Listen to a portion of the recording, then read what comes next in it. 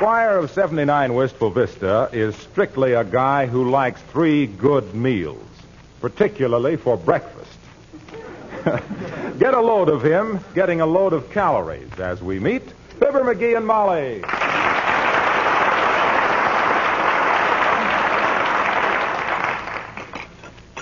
Oh, McGee, you're marvelous. I am? How? The amount you eat for the amount of work you do. What you mean? It's like stoking a steel mill to make a button hook. Well, gee whiz, a guy with as much energy as I got has to... Pass the butter, will you? Has to build up his energy. Go a little easy on that butter, dearie. I'm trying to, but it tastes awful good on wheat cakes. Yes, it has its points. 20 a pound to be exact. Boy, am I full. Any more wheat cakes? Let me look. There's about 6 more, dearie. You want them? Oh, might as well finish them up. Much obliged. Now for the... Hey, get some more syrup, will you? I'm sorry, McGee. That was the last of the maple syrup. But I'll have Beulah bring you some honey, huh? Honey? On wheat cakes? What do you think I am? A peasant? How about some jelly or jam? My gosh, no. What's the idea of running out of maple syrup right while the guy's in the middle of breakfast? Wheat cakes without maple syrup. Now, relax, McGee. I'll catch the first plane to Vermont and roll a barrel of it home for you. Why go to Vermont? What's Vermont got that we haven't got? Maple syrup. And where does maple syrup come from? The grocery store. From maple trees, that's where it comes from. And what have we got standing right out there in the front yard? Oh, that man from the finance company? No, sir, a maple tree. That's what we got standing right out there in the front yard. And why we've been paying out our good dough for maple syrup all these years with a tree practically dripping with it out in the front yard, I'll never know. Do I understand you're an expert on maple trees, too? And why not? My Uncle Sycamore had one of the biggest maple tree orchards in New England. Whereabouts in New England? Just west of Columbus, Ohio. I'll never forget one maple tree he had that was right by my bedroom window. It'd been plugged for syrup in so many places it looked like a king-size piccolo. Well. I remember how I used to lie there in bed when the wind was blowing and hear that tree softly playing the old oaken bucket. Oh, now look, McGee, I don't like to be a killjoy, but I seem to remember that maple trees are tapped in February or March. And that's the trouble with the whole maple syrup industry. What do you mean? Them dummies all throw their syrup on the market at the same time. Flood the market all winter, and when summer comes, you can't buy it for love or money. Well, I wouldn't know. I've only tried money. Let's see. What do I need to tap that tree? I'll need a brace and bit. A 3-inch bit ought to be big enough to make a big enough hole. 3 inches? Yeah. What are you going to do, crawl into the tree and dip it out? You don't understand the principle of the siphon, kiddo. You got to permit the passage of air around the aperture, thus permitting the gravitation to equalize the osmosis of the hydration. Otherwise, it creates a vacuum and inhibits the capillary attraction. Heavenly days. Where'd you learn all that? My gosh, I took biological chemistry for 2 years. So I got thrown out of the class. What for? I couldn't spell biological chemistry. Seriously, McGee, are you really going to tap that tree of ours? Baby, that tree is ready. Now, that thing is so crammed with sap, it'll be like sticking a fork into a ripe grapefruit. How much do you get out of one tree? Oh, that's a ridiculous question. How much oil you get out of an oil well? It just keeps flowing, that's all. Well, I'd rather have a maple tree than an oil well. It's much prettier in the autumn. Maybe we better ask Beulah how we're fixed for containers. You know, glass jars and jugs and stuff. Yeah, step on the buzzer, will you? I'm afraid to. Why? Well, because since you rewired it, every time I step on the buzzer, the electric heater in the bathroom burns out. The front porch light goes on and the phonograph starts up. Now, must be some shorts in it, if you'll pardon the expression.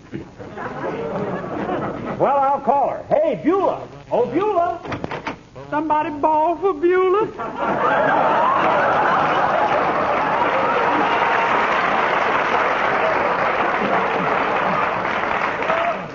Mr. McGee is going to tap that tree out in front for maple syrup, Beulah. Who's going to tap the which for what? I'm going to tap that maple tree out in front, Beulah. Going to make our own maple syrup. Well, for goodness sakes, is that where that stuff come from?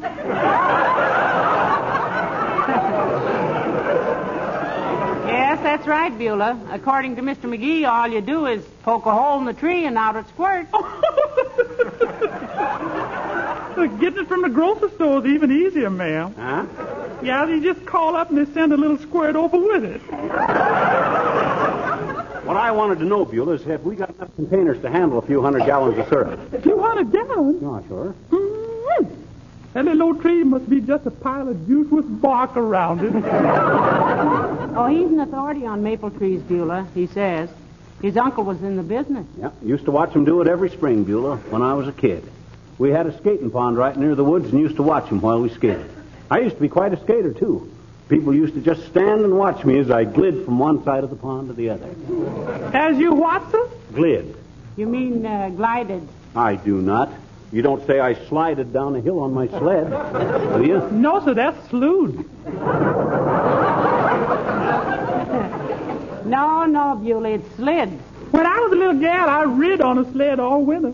You mean rode, Beulah. Okay, so I glowed across the ice. Anyway, that's how I learned to tap maple trees. What have we got to catch the stuff in, Beulah? Well, you can use that old wash bottle in the basement. Fine. Yeah, and we got a couple of big lard cans in the back room. Great. Haven't we got a lot of mason jars, Beulah? Yes, but I didn't want to mention them on account of Mr. McGee not being a member.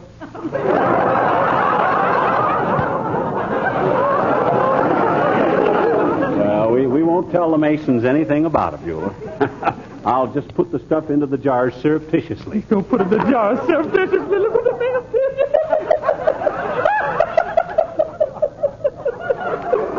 I love that man.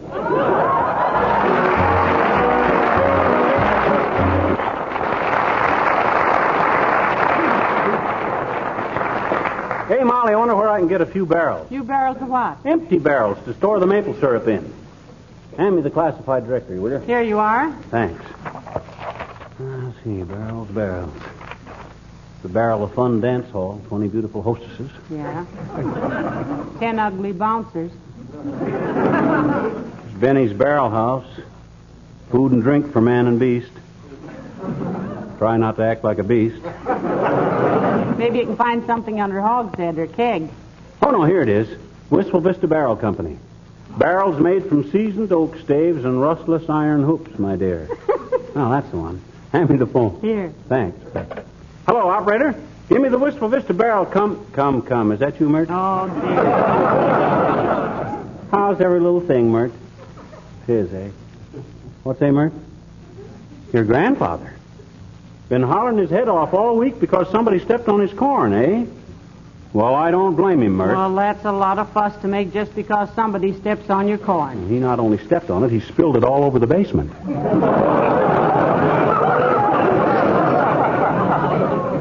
What say, Mert? Oh, no answer, eh? Well, thanks anyhow, Mert. No luck? No. But I can get Joe's Tavern to send me over a few empty barrels. That'll be lovely. We'll have maple syrup with a slight tang of stale beer. Well, I got to get to work. Now, let's see. Here's my brace and bit and a funnel. I'll have Joe send me over a spigot, too. That's a great idea. Then every time we have wheat cakes, Beulah can run out to the backyard and draw a quart of maple syrup. Certainly. Remind me to send 5 pounds of maple sugar to Aunt Sarah, too. She can't eat maple sugar. Huh? Hurts her teeth. Oh. Well, then remind me to send her 15 pounds. She's got 3 teeth. Oh, come on, Ma. Let's get started on things. Hello, Alice. Hello, Mrs. McGee. Hiya, Pop. Doggone it, Alice. Quit calling me Pop. By George, I've never raised my hand against a woman unless it was necessary. Now, McGee, when did you ever find it necessary to raise your hand to a woman? Why, all the time when I was in the 3rd and 4th grades. Only way I could get out of the room for a quick chew of bubble gum. What was it you wanted, Alice? Look, did anybody call on the phone for me? Paul called, Alice. Gee, did he? What did he say? What did he say, Molly? Search me, dear. You took the message in your own unique manner. Let's see, I wrote it down on something. Let's see, I got it here someplace in my pockets. Huh? Oh, here's my draft card from the last war. Oh, here's a postcard from Fred Nittany from Starved Rock, Illinois. He's the guy that he and I used to have a vaudeville act together, Alice. Oh, what's vaudeville? Oh. Vaudeville, my dear, was a form of entertainment where the same people use the same jokes for 15 or 20 years. Oh, just like on the radio. Oh, what did Mr. Nittany say, Mr. McGee? He says, "Dear old pal Fib, trying out for star part in Oklahoma. Wish me luck. Signed, Fred." Creepers, a star part in Oklahoma. Isn't that super? What's that postscript, dearie? Huh? Oh, it says, "P.S. Don't get me wrong. I'm running for sheriff in Tulsa. Ha ha." Well, that's very funny. But where's the message you wrote down when Paul called? Well, I don't know. I just swore I had it here. Oh, here it is. Well, what does it say, Mr. McGee? What does it say? It says, "Paul called." Well, creepers, didn't he say what it was about? I seem to remember he did, but it sort of slipped my mind. Giving you a message, dearie, is like sending a carrier pigeon home with an anvil. Did you have a date with Paul, Alice? Well, tentatively, yes. I told Paul I'd go to the hockey game with him if I didn't go horseback riding with Goofer Harpstrite. Is Harpstrite that lieutenant commander, Alice? No, dearie. Mr. Harpstrite is a supply sergeant in the Army. No kidding. Imagine that. I was a supply sergeant in the last war. I was in charge of the officers' mess, if you'll pardon the expression. Well, if Paul calls again, will you... What are you going to do with all the tools, Mr. McGee? He's going to make like Dr. Davy and tap a tree for waffle gravy. Stick around, Alice, and see how an expert sugar man milks a maple. I'd love to, Pop. When are you going to do it? Right now, Alice. According to him, that tree is bursting the maple syrup, while the squirrels are bearing wheat cakes this fall. Okay, scoff if you want. D-ride, but by George, you'll... Hello, folks. I hope I'm intruding. Hello, Mr. Wilcox. Hi, Waxy. Alice, you know Waxy Wilcox, don't you? Oh, yes. Hello, Mr. Wilcox. Hello, Alice. You still working at the airplane plant? Yes, I am. And you know what? No, what? Well, one of the fellows that works at the next bench to mine, named Morris Mendelssohn, has dedicated a song to me that he just wrote. Oh, isn't that nice? What's the name of it? Mendelssohn's Welding March. Is it copyrighted, Alice? Well, it's righted, but I don't know if it's copy. Look, kids, this is all very cozy, but I got to get to work. Will you join us? Mr. Wilcox himself here is about to desap a maple tree. He's about to what? I'm going to tap that maple tree out in front for maple syrup, Junior. And if you have any comical remarks to make, just write them down so you can see how silly they'll look later on. Well, I don't see anything funny about it. I think it's a wonderful idea. Why, so do I. You know what a maple tree always makes me think of? Yes, we do, Mr. Wilcox. It makes you think if it was cut down and made into floors and furniture, how beautiful and smart it would look if Johnson... Oh, no. It makes me think of the National War Fund. What? It makes me think of the National War Fund. The way it has its roots planted so firmly in good American soil. The way its hundreds of branches spread out like protecting arms. Gee, if he wasn't married, I could reach for him. What has the National... Mr. Wilcox, what has the National War Fund got to do with our maple tree? Well, it just reminded me of it because the National War Fund is right in your front yard, too, in a way. Giving generously to charity is as typically American as a maple tree. And this is the greatest charity of them all. In fact, it's a combination of practically all of them. It's a united appeal for 120 related war causes. One of these days, a representative will call on you folks, and I hope you'll really give. Is it deductible, Junior? The reason I ask is that the government can ask such nasty questions. I mind one year I loaned myself $45, and I charged it off as a bad debt because I knew I'd never get it back from myself. Certainly it's deductible. Look, you actually pay only a portion of the money you give because you can charge off up to 15% of your individual income on war fund contributions. You see, it covers not only community projects, but it supports thousands of clubs for servicemen and women and merchant seamen, relief for our fighting allies, and sends aid to American prisoners of war. Look, kids, just bear this in mind when they ask you to donate. An American war prisoner has to live with the enemy. Send him some help, and you'll find it easier to live with yourself. And now, what was this about maple syrup? I'm going to tap that tree out in front, Junior. Want to stick around and see how it's done? We'll need all the help we can get, Mr. Wilcox. If it doesn't start flowing, we may have to squeeze the tree. Oh, that's ridiculous, Molly. Gee whiz, the minute you bore a hole... Alice, stop staring at Mr. Wilcox. Oh, excuse me. I didn't realize I was staring. I was just thinking what a big, handsome, what a beautiful, those strong, sturdy limbs and... Gee, I think I'll go out and look at that maple tree again.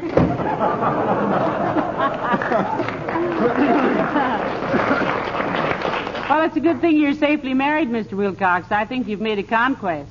Not that you wouldn't have lots of competition. She's a very popular kid, isn't she? Popular? Just sit by our telephone some evening, Junior, if you want to know for whom the bell tolls. Now, look, McGee, if you're just going to stand around with that brace and bit in your hand... Oh, my gosh, almost forgot. Come on, Junior. You're going to see as artistic a job of maple syrup production as you ever... Come in.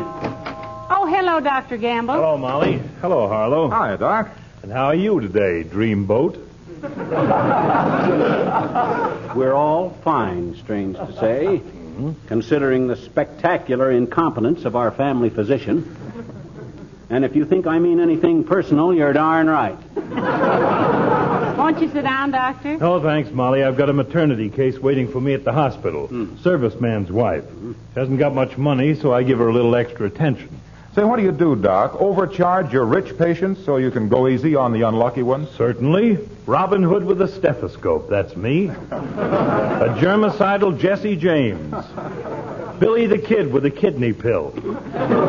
I can make one wealthy hypochondriac pay for 10 cases of mumps on the other side of town. Is that ethical, Doctor? It is if you tell them what you're doing, and I do. I say, look, Mr. So-and-so, I'm going to take out your appendix, but you're going to pay through the nose. A fair charge for my services on this case would be $40, but I'm charging you $100 because I know a boy with a broken arm who can't afford to pay for his x-rays. They pay it and think I'm wonderful. And I am.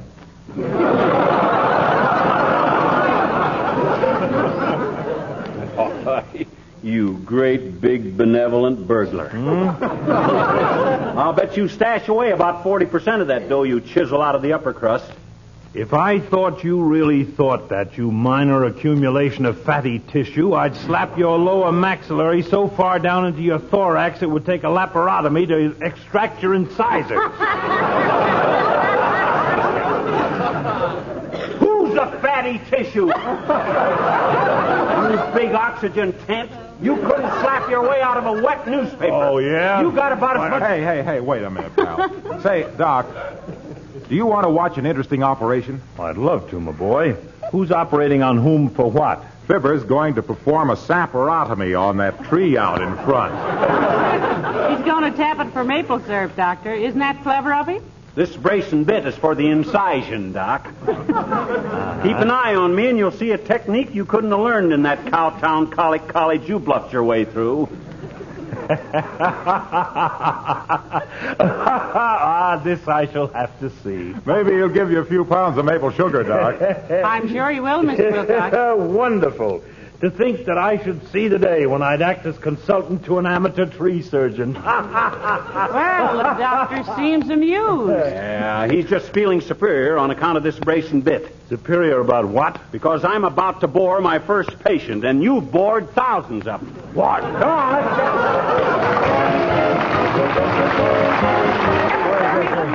let's Well, say, I hope he doesn't damage this tree. After the years I've spent telling people how to preserve and protect things made of wood. Oh, creepers, I hope he doesn't hurt it either. He seems to be awfully confident. It's a beautiful shade tree, Molly. It'd be a shame to hurt it. Okay, everybody, about ready to start. What was you saying, Doc? I was saying it would be a shame to damage this beautiful shade tree, McGee. If I lived here, I'd be sitting under it all day. Ah, you'd never take the time, Doc. You're always in such a big bustle, if you'll pardon the expression. Hey, look, get going, will you, pal? I've still got a lot of Johnson's wax to sell today. From today on, Junior, you can give maple sugar for premiums. Well,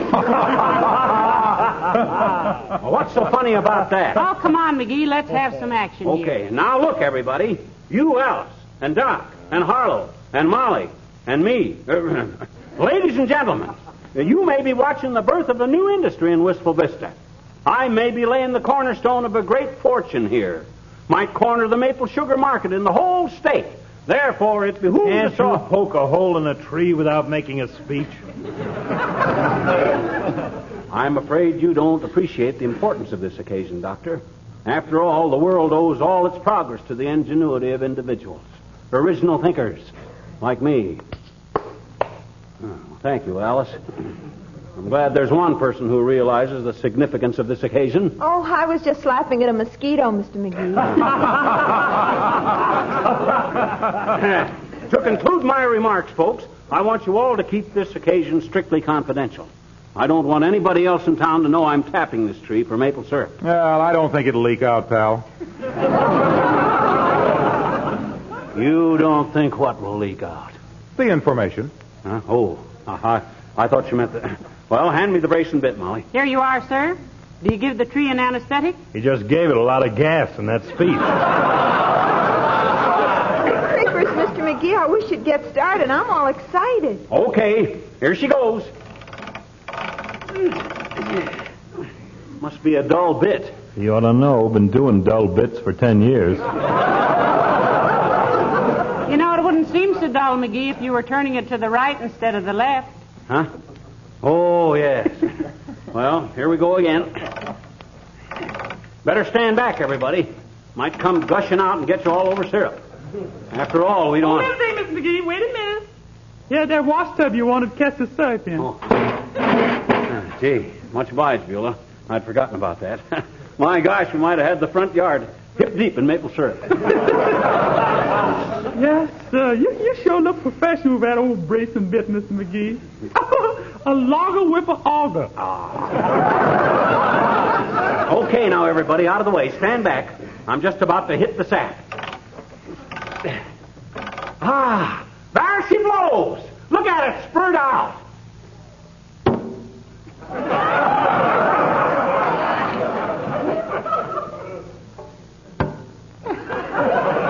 Reminds me of Niagara Falls. It's so different. Gushes out like a banker's tears. Good thing you like wheat cakes, McGee. By the time you get enough syrup for them, you'll be too old to eat a steak. Well, maybe it just doesn't want to come out while we're watching it.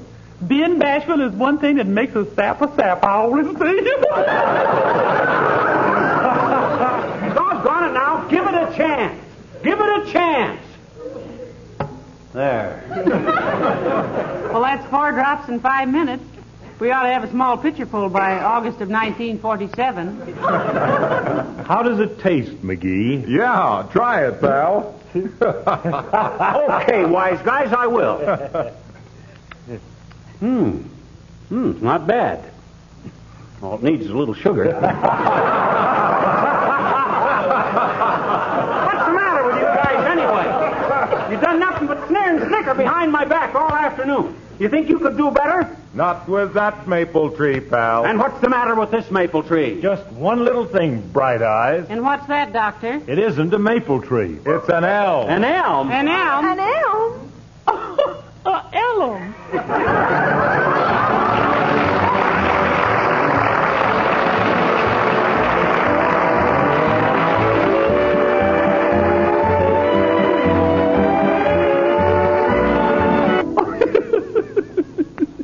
Man making like a tree sturgeon when he don't even know the difference. Beulah?